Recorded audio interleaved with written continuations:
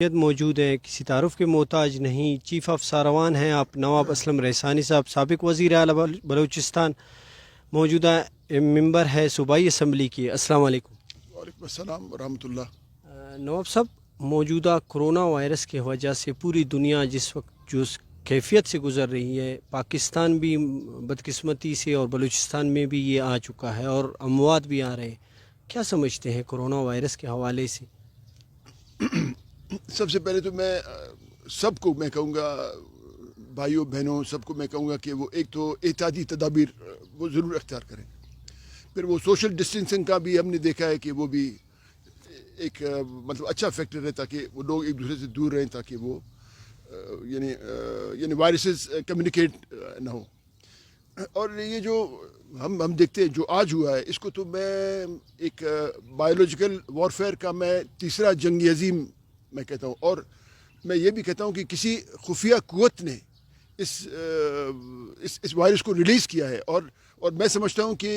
جو انہوں نے ابھی وائرس ریلیز کیا ہے، اس کو ڈیزائن کر کے ریلیز کیا، اور اگر اس کو بغیر ڈیزائن کر کے ریلیز کرتے تو شاید اموات اور انفیکشن زیادہ ہوتے، لیکن میں سمجھتا ہوں کہ مطلب یہ بین الاقوامی ایک سازش ہے، اور اس میں مجھے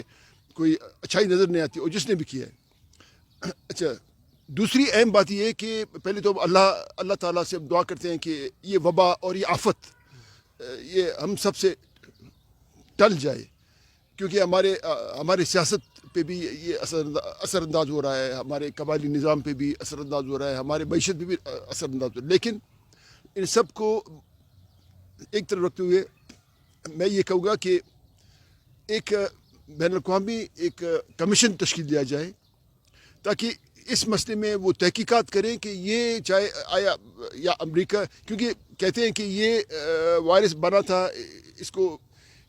کو بنایا برطانیہ میں، پھر یہ گیا امریکہ سے یونائٹڈ اسٹیٹس، وہاں سے کینیڈا گیا، اور کینیڈا سے یہ پھر چین بھی گیا۔ یہ یعنی کوئی 4 ممالک، اس وائرس نے کوئی 4 ممالک کا ایک سرکاری دورہ بھی کیا ہے۔ تو پہلے ہم عوام سے اپیل کرتے ہیں کہ وہ احتیاطی تدابیر اختیار کریں، اور اپنے آپ کو اس مہلک وائرس سے اپنے آپ کو دور رکھیں اور بچائیں۔ شکریہ۔